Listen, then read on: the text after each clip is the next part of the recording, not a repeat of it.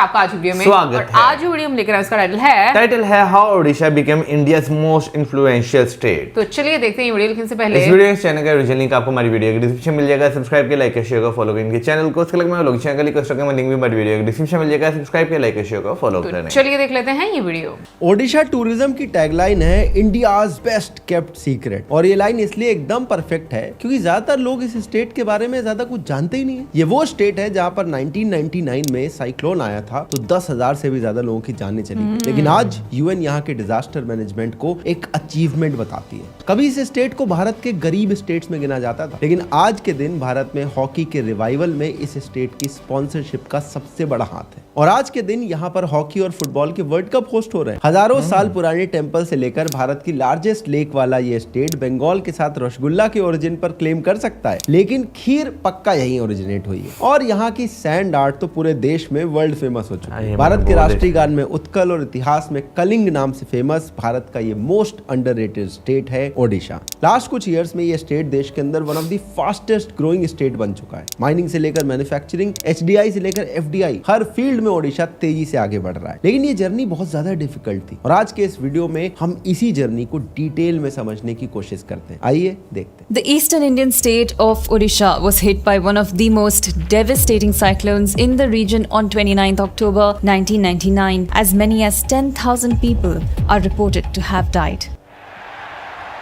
Now in 2021, Odisha has braved cyclone Yas, limited the casualties to single digits. मैं आज उड़ीसा सरकार का भी धन्यवाद करना चाहता हूं कि नक्सल आंदोलन को नकेल कसने में उड़ीसा ने और नवीन बाबू ने हमेशा हमारा समर्थन किया है।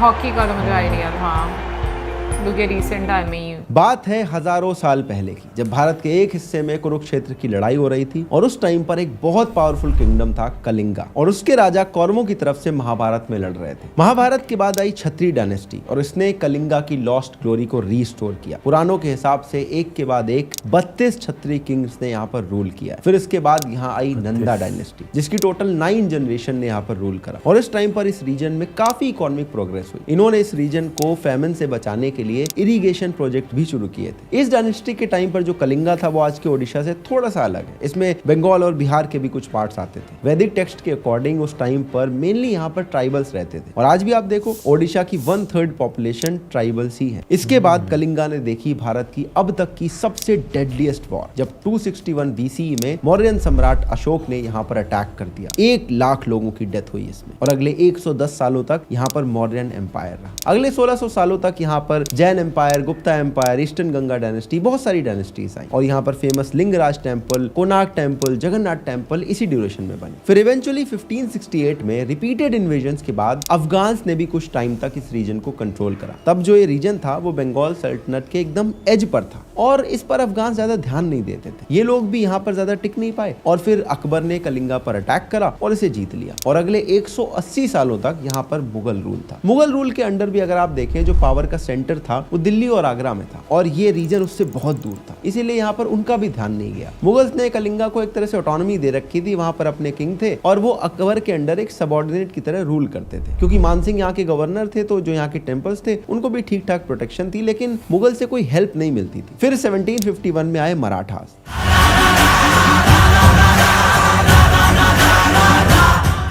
और इस रीजन ने मुगल्स के कंपैरिजन में कुछ डेवलपमेंट देखा, लेकिन अगर आप मैप देखें तो मराठा एम्पायर के भी बिल्कुल एज पर था ये रीजन। इसीलिए मराठास ने भी जो रूलिंग का काम था वो लोकल किंग्स को ही दे रखा था। बस उन्हें नागपुर के मराठा किंग को अपना ओवरलॉर्ड मानना होता था। अब कोई रेबल ना कर दे इसलिए मराठास ने अपनी एक बड़ी सी फोर्स जो है वो कटक में तैनात कर रखी थी। मराठा के टाइम एक अच्छी चीज हुई, जो पुरी जगन्नाथ टेम्पल है उसकी पॉपुलैरिटी पूरे भारत में बढ़ने लगी। इसीलिए मराठास ने पुरी की तीर्थ यात्रा को खूब प्रमोट करा, जिससे भारत के दूसरे हिस्सों से भी धीरे धीरे लोग यहाँ पर आने लगे। इसके बाद अंग्रेजों ने धीरे धीरे भारत में पैर पसारे। इस रीजन के नॉर्थ में बंगाल था और साउथ में मद्रास, दोनों इमर्जिंग पावर थे, और अंग्रेजों ने धीरे धीरे इन दोनों जगह अपने कदम जमाने शुरू कर दिए। जो कलिंगा के कोस्टल एरियाज थे वो कुछ कुछ अंग्रेजों के अंडर आ गए, तो वो मद्रास प्रेसिडेंसी का पार्ट बन गए, और अब अपने ट्रेड और कंट्रोल को बढ़ाने के लिए उन्हें जरूरत थी कि पूरा कलिंगा मिल जाए, और इस पर कंट्रोल करने के लिए ईस्ट इंडिया कंपनी अलग अलग तरीके से मराठा रूलर को कन्विंस करती थी। अंग्रेजों ने डिप्लोमेसी से लेकर पैसों के लालच देने की कोशिश करी, लेकिन वो मराठा एम्पायर को कन्विंस नहीं कर पाए। फिर धीरे धीरे ब्रिटिश एम्पायर पूरे भारत में स्ट्रांग होता गया। 1803 में एंग्लो मराठा वॉर हुई, सेकेंड वाली। उसके बाद जो कलिंगा था उस पर अंग्रेजों का पूरा कब्जा हो गया और कलिंगा के नॉर्थ और वेस्टर्न जो रीजन थे उसको इन्होंने बंगाल प्रेसिडेंसी में मिला दिया। अब ब्रिटिश के लिए कलिंगा बंगाल और मद्रास प्रेसिडेंसी के बीच में एक बफर जोन की तरह था, क्योंकि यहाँ पर ट्राइबल पॉपुलेशन बहुत हाई थी, नेचुरल डिजास्टर भी इस रीजन में आती थी। इसीलिए जो ब्रिटिशर्स थे इन्होंने इस पूरी जगह पे ध्यान देने के बजाय मद्रास प्रेसिडेंसी और बंगाल प्रेसिडेंसी पर ज्यादा ध्यान दिया और कलिंगा का जो डेवलपमेंट था वो नहीं हो पाया। ब्रिटिशर्स ने ना ही यहाँ पर रोड बनवाई, ना ही कोई इंफ्रास्ट्रक्चर खड़े किए और इसी वजह से जो ब्रिटिशर्स का टाइम था उस टाइम पर यहाँ पर गरीबी बढ़ने लगी। ब्रिटिशर्स की इग्नोरेंस की वजह से 1866 में आया कलिंगा की हिस्ट्री का सबसे बड़ा फैमिन। इस रीजन में एक तरफ थे घने जंगल और दूसरी तरफ था समंदर, इसीलिए जो लोग भी थे वो भी यहाँ से माइग्रेट नहीं कर पाए और ऑलमोस्ट 10 लाख लोगों की भूख की वजह से जान चली गई। अंग्रेजों की इग्नोरेंस से परेशान और आजादी की होप में 1903 के अंदर उत्कल सम्मेलनी ने एक डिमांड करी कि उन्हें ओडिया स्पीकिंग रीजन को यूनिफाई करके एक स्टेट बनाया जाए। फिर 1912 में ओडिशा बना। तब ओडिशा प्रोविंस के अंदर बिहार भी आता था जो कि 1936 में अलग हो गया और फाइनली ओडिशा एक सेपरेट स्टेट बन गया।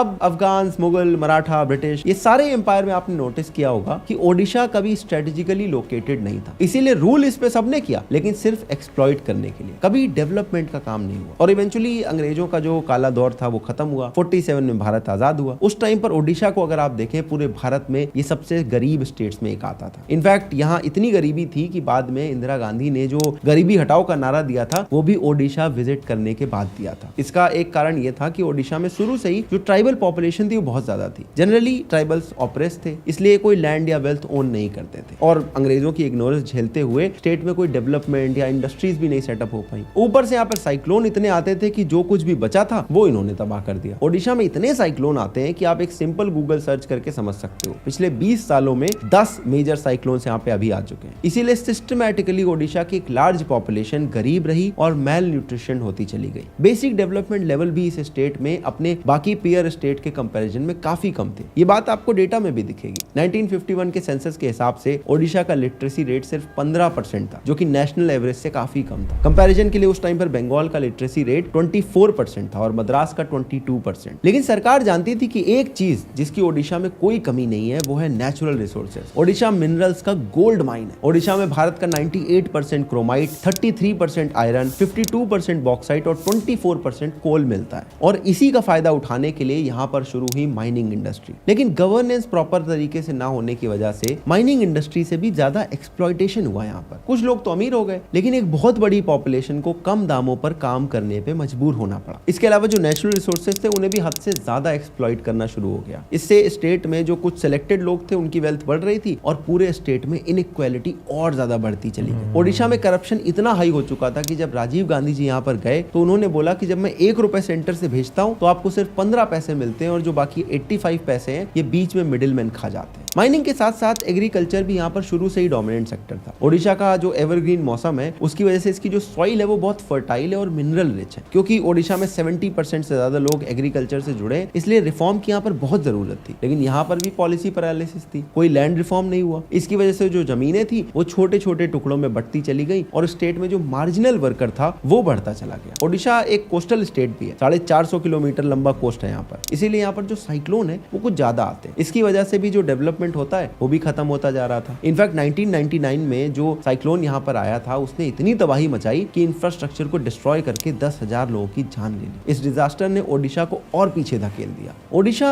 बस एक होपलेस केस बनकर रह गया था। पॉलिटिकली देखा जाए तो ओडिशा ज्यादा स्टेबल स्टेट भी नहीं रहा है, क्योंकि यहाँ पर 1980 आते आते ही 6 बार प्रेसिडेंट्स रूल लग चुका था। पार्टीज में हमेशा से कांग्रेस और जनता पार्टी यहाँ पर डोमिनेंट थी, इसीलिए 1947 से 2000 के बीच में अगर आप देखें तो ओडिशा भारत का सच में ही एक बेस्ट केप्ट सीक्रेट बन के रह गया था। लेकिन लेट 90s में ओडिशा को एक ऐसे सीएम मिले जिससे ओडिशा में एक उम्मीद जगी। इनका नाम था बीजू पटनायक। और अंग्रेजों से लेकर आजादी के बाद की जो सेंट्रल गवर्नमेंट की इग्नोरेंस थी, इससे जूझते हुए इस स्टेट को एक उम्मीद जगी कि शायद अब कुछ हो सकता है। लेकिन तभी 1997 में इनकी भी डेथ हो गई और अगले 5 सालों में ओडिशा के अंदर 3 नए सीएम बने और एक बार फिर से पॉलिटिकल इंस्टेबिलिटी आ गई। इस टाइम पर बीजू पटनायक के बेटे थे नवीन पटनायक। ये दिल्ली के ओबराय होटल में साइकेडेली नाम से एक बुटीक चलाते थे। नवीन पटनायक यूएस से वापस आए थे और और इन्हें ओडिया बोलनी भी नहीं आती थी। तो जो former prime minister IK. Gujral है, इन्होंने इन्हें पॉलिटिक्स में आने के लिए कन्विंस करा। फिर इन्होंने जनता दल से अलग होकर अपनी एक पार्टी बनाई, बीजू जनता दल यानी बीजेडी। 1998 के लोकसभा इलेक्शन में इन्होंने बीजेपी के साथ कॉन्टेस्ट करा और 12 में से 9 सीटें इन्हें मिल गई। 99 में जो साइक्लोन आया तो नवीन पटनायक और बीजेडी ने ग्राउंड पर इतना काम करा जिससे अटल बिहारी वाजपेयी जी खुश हुए और इन्हें एक यूनियन मिनिस्टर बना दिया। फिर जब 2000 आया तो नवीन पटनायक ने कहा कि मैं ओडिशा में स्टेट इलेक्शन लड़ूंगा। पहली बार लड़े, पहली बार में जीत गए। इस टाइम पर ओडिशा का नाम भारत में गरीबी, खराब डिजास्टर मैनेजमेंट और करप्शन के लिए पॉपुलर था। इस टाइम ओडिशा के अंदर 47% पॉवर्टी थी। नेशनल एवरेज उस टाइम 26% था। नवीन पटनायक ने यह सब बदलने का डिसीजन ले लिया। इन्होंने मेनली 3 चीजें डिसाइड करी। स्टेट में इंडस्ट्रीज लानी है, स्टेट गरीब है तो फिस्कल डेफिसिट इंप्रूव करना है, और बार बार साइक्लोन आते हैं तो हमें उससे लड़ने का एक पुख्ता इंतजाम करना है। ये लोग अलग अलग इंडस्ट्रियल जायंट के पास गए, फेरो एलॉयज, एल्यूमिनियम, स्टील, ये सब इनके पास गए कि आप प्लांट यहाँ पर लगाओ, और अगले 3-4 सालों में ही फिस्कल डिसिप्लिन को भी फॉलो करते हुए अपने स्टेट को रेवेन्यू सरप्लस बना दिया। ओडिशा सरकार की जो इंडस्ट्रियल पॉलिसी 2001 और 2007 है, वो ओडिशा के लिए गेम चेंजिंग हुई। इन पॉलिसीज में ईज ऑफ डूइंग बिजनेस को बढ़ाने के लिए और इन्वेस्टमेंट अट्रैक्ट करने के लिए बहुत सारे स्टेप लिए गए, जैसे लो इलेक्ट्रिसिटी रेट कर दिया, गवर्नमेंट अप्रूवल फास्ट कर दिए, एमएसएमई के लिए एक स्पेशल इंसेंटिव पैकेज बना दिया। इंडस्ट्रीज को फ्लरिश करवाने के लिए एक अच्छी पॉलिसी के अलावा एक अच्छा इंफ्रास्ट्रक्चर और स्किल्ड मैन पावर भी चाहिए होती। तो इन इश्यूज को एड्रेस करने के लिए ओडिशा सरकार ने रोड्स, एक्सप्रेसवेज, पोर्ट से लेकर कॉलेज और यूनिवर्सिटीज भी खोलनी शुरू कर दी। डिजास्टर मैनेजमेंट का तो ऐसा एग्जाम्पल सेट कर दिया कि आज यूएन वाले आके बोलते हैं कि भैया इनका एग्जाम्पल फॉलो करना चाहिए। इतने अर्ली वार्निंग सिस्टम बिठा दिए, इतने प्रोटोकॉल सेटअप कर दिए, इवैक्यूएशन प्रोसेस इतना स्ट्रॉन्ग कर दिया कि जब 99 में साइक्लोन आया था तो 10,000 लोगों की डेथ हुई थी, लेकिन 14 साल बाद जब साइक्लोन फेलिन आया तो डेथ काउंट घट के सिर्फ 44 हो चुका था। ऐसा इसलिए हुआ क्योंकि इस साइक्लोन में रिकॉर्ड 10 लाख लोगों को एक साथ रेस्क्यू किया गया था। नवीन पटनायक ने ओडिशा को कैसे ट्रांसफॉर्म किया है वो आप डेटा पॉइंट से भी समझ सकते हो। 1950 से 80s के बीच में ओडिशा 2% से ग्रो कर रहा था, 80s 90s में 4% से ग्रो कर रहा था, लेकिन 99 के साइक्लोन के बाद ओडिशा इकोनॉमिकली बैंकरप्ट हो चुका था। और 2000 में नवीन पटनायक आए और 2003 से 2012 के बीच में इनकी ग्रोथ रेट पहुंच चुकी थी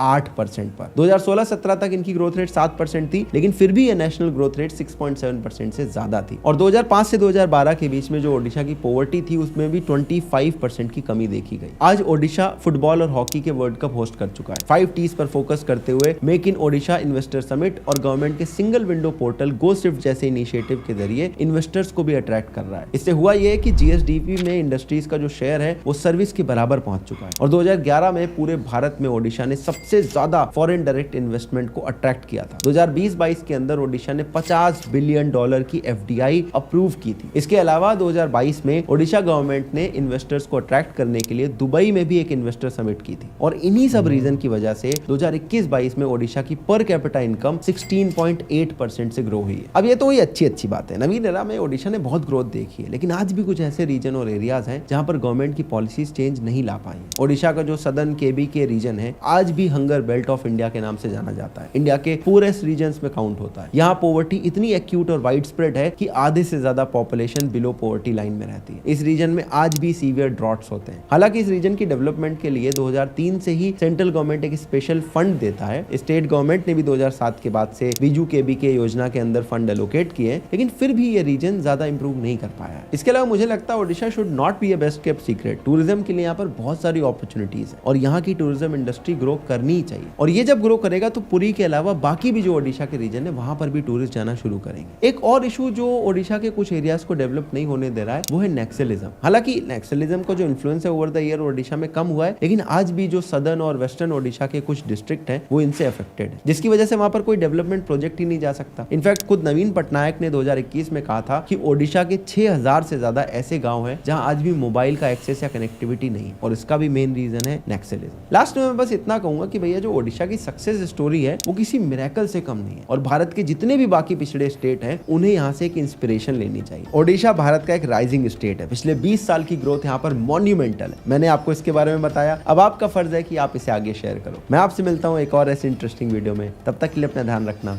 जय हिंद, वंदे मातरम। भाई जैसे कहते हैं ना कि इंसान की ज़िंदगी में ना एक जो है ना वो करेक्ट पर्सन आ जाए जो उसे अच्छे तरीके से गाइड कर सके, तो वो उसकी ज़िंदगी जो है ना, जिसे हम मेंटोर भी कहते हैं, वो आ जाए तो भाई जो है ना ज़िंदगी जो है बदल जाती है उस इंसान की। इसी तरह मेरा ख्याल है कि भाई एक स्टेट को या एक इलाके को भी एक अच्छा लीडर मिल जाए ना, जो भाई वाकई में लोगों के लिए कुछ करना चाहता हो, तो इसमें कोई शक नहीं भाई वो करोड़ों लोगों की ज़िंदगी जो बदल सकता है। बिल्कुल। और मैं एक बात बोलूँगी कि इससे पहले हम लोगों ने यूपी की स्टेट के बारे में देखा, महाराष्ट्र की स्टेट के बारे में देखा कि मतलब वहाँ पर प्रोजेक्ट्स जैसे स्टार्ट होते हैं, या फिर हम लोगों ने देखा कि गुजरात में जिस तरीके से मतलब एक चेंज आया। हाँ एग्जैक्टली, डिफरेंट प्रोजेक्ट्स हम लोग देते हैं। उड़ीसा मेरे हाल में हम लोग बहुत कम एक्सप्लोर करते हैं इस तरह से, स्पेशली प्रोजेक्ट्स के लिहाज से। बट रिसेंटली मेरे हाल में पीएम मोदी जो है उन्होंने विजिट भी किया था उड़ीसा का, और वहाँ पर उन्होंने जो IIM है उसके कैंपस का भी इनॉग्रेट किया था। तो और भी आई एम श्योर बहुत सारे प्रोजेक्ट्स जो हैं उधर मतलब उनका आप कह लो कि स्टार्ट हुए होंगे डेफिनेटली, क्योंकि जब पीएम का विजिट होता है तो बहुत सारी चीज़ें जो है वो वहाँ पर डिस्कस की जाती हैं। बट एक चीज़ मैं बोलूँगी कि समटाइम्स मैं कंफ्यूज होती हूँ, लाइक जैसे मैं हमारे यहाँ के सर्कमस्टांसेस देखती हूँ पाकिस्तान के, कि एक लीडर, एक अच्छा लीडर जो है वो आपकी और उस जगह की आप कह लो कि किस्मत बदल देता है, ठीक है। लेकिन मैं कभी कभी सोचती हूँ कि हमारे यहाँ पर एक अच्छा लीडर लोगों में है ही नहीं है क्या? भाई देखे ना, लीडर जो होता है ना हमेशा वही होता है जो पता हो सके भाई हालात क्या थे और अब मुझे जो है किस डायरेक्शन में जो है वो लेकर। ठीक है, बट मैं ये बात सोच रही हूँ कि देखो लोगों में से ही लीडर्स आते हैं, और हम जैसे लोग होते हैं ना, लीडर्स भी हमारे ऊपर वैसे ही आते हैं। सो इट मीन्स कि हमारे में कोई अच्छे लोग हैं ही नहीं है, जिसकी वजह से अच्छे लीडर्स नहीं मिल रहे। भाई देखें अच्छे लोगों को ना लोग जिंदा नहीं रहने देते, कहीं ना कहीं जो है ना वो उन्हें भी जो है उस सिस्टम में रह के उस सिस्टम को सही करना पड़ता है।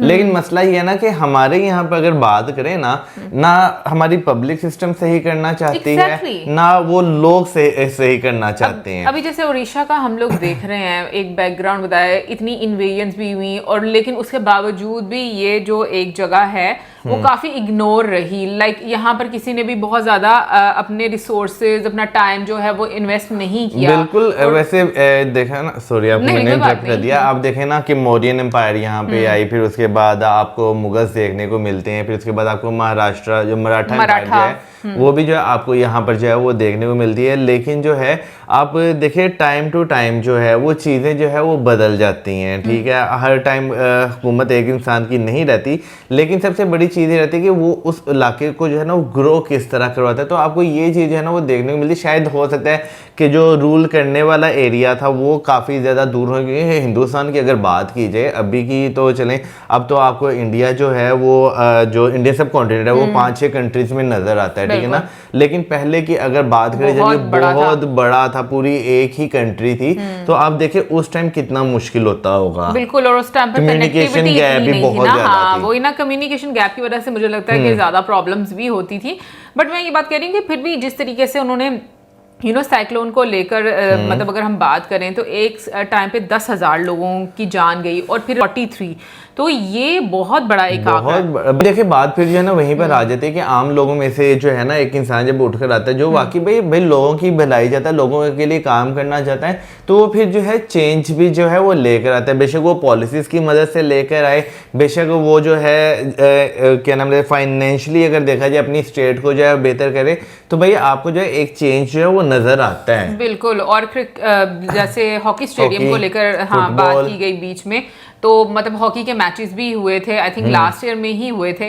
तो धीरे धीरे जब आप चेंज लेकर आते हो तो डेफिनेटली उसका असर जो है वो आपको लोगों की जिंदगी में भी देखने को मिलता है। अच्छा, बीच में जो नक्सल मतलब हैं उनका भी जिक्र किया गया, तो मैं ये जानना चाहती हूँ कि जो उन लोगों का इलाका होता है, क्या वहां पर गवर्नमेंट की बिल्कुल भी इंटरफेरेंस नहीं हो सकती, या मतलब वहां पर किसी भी जैसे उन्होंने बोला कि जो मोबाइल कनेक्टिविटी है वो भी वहां पर नहीं है, तो वो लोग किसी भी सुविधा को नहीं लेना चाहते क्या? यार मेरा ख्याल है कि जो डिस्टर्बेंस होती है ना इस तरह की वो आपको दुनिया की हर कंट्री में ना हर स्टेट में कहीं ना कहीं जो है वो देखने को मिलती है।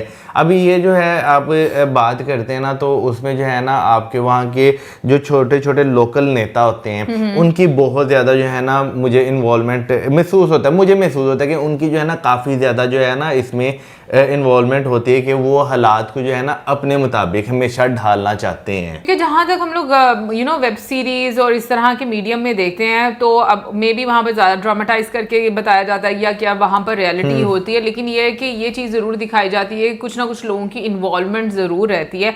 लेकिन मैं ये बात मतलब पूछना चाह रही थी कि लाइक उन लोगों का बाहरी दुनिया के साथ कितना कनेक्शन होता है या सिर्फ वो अपने ही मतलब जो उनका एरिया होता है वहाँ तक ही वो लिमिटेड रहते हैं, ये चीज़ मैं ज़रूर जानना चाहती हूँ। बाकी वाकई में मुझे लगता है कि गवर्नमेंट को काफ़ी ज़्यादा प्रॉब्लम होती है और डेवलपमेंट में भी इससे बहुत ज़्यादा प्रॉब्लम होती है, क्योंकि जब बहुत सारे लोग जो है वो इंटरफेयर करते हैं एक ही चीज़ को लेकर तो उसकी प्रोग्रेस में और डेवलपमेंट में हमें काफ़ी ज़्यादा रुकावट नजर आती है। देखें ना, एक इलाका ऐसा है जहाँ पर आप जाएं तो आपको पता है कि भाई यहाँ पे अगर हम डेवलपमेंट का काम करेंगे तो हमारी जान को भी खतरा हो सकता है, तो बहुत सारे वर्कर्स जो हैं वो वहाँ पे जाने से भी डिनाई कर देते हैं, तो काफ़ी ज़्यादा आपको जो है सिक्योरिटी इश्यूज जो है वो इसमें देखने पड़ते हैं। लेकिन रिसोर्सेज के लिहाज से जैसे बताया गया कि काफ़ी ज़्यादा वहाँ पर रिसोर्सेज हैं, तो डेफिनेटली आने वाले टाइम में मुझे लगता है कि गवर्नमेंट जो है वो इससे मज़ीद फ़ायदा जो है वो उठा सकती है और लोगों की लाइफ जो है वो बहुत बेहतर हो सकती है। मुझे लगता है कि प्रॉब्लम आपकी हर फेज़ में रहती हैं, बट अच्छे लीडर्स मुझे लगता है वही होते हैं जो प्रॉब्लम के टाइम में ये चीज़ एवेल्यूएट करते हैं कि वो कौन सी प्रॉब्लम्स हैं जिनको हम करेक्ट कर सकते हैं और लोगों की लाइफ बेहतर कर सकते हैं। एनीवे गाइस, ओवरऑल मैं कहूँगी कि काफ़ी इन्फॉर्मेटिव वीडियो थी। आप ज़रूर बताइएगा कमेंट सेक्शन में जो लोग स्पेशली उड़ीसा से हैं कि उनको कितना चेंज नज़र आता है ओवर द टाइम के जो मतलब डेवलपमेंट में या बाकी सारी चीज़ों को लेकर, टूरिज़्म को लेकर, क्योंकि टूरिज़्म के लिहाज से अगर हम लोग बात करें तो जगन्नाथ टेम्पल जो है मुझे लगता है कि वहाँ पर बहुत सारे पिलग्रिम्स आते हैं। फिर उसके अलावा अगर हम कोस्टल लाइन की बात करें तो बीचेस बहुत ज़्यादा हैं यहाँ पर, तो ज़रूर हमें बताइएगा कमेंट सेक्शन में। इसी के साथ हमें video like, subscribe, share, good bye.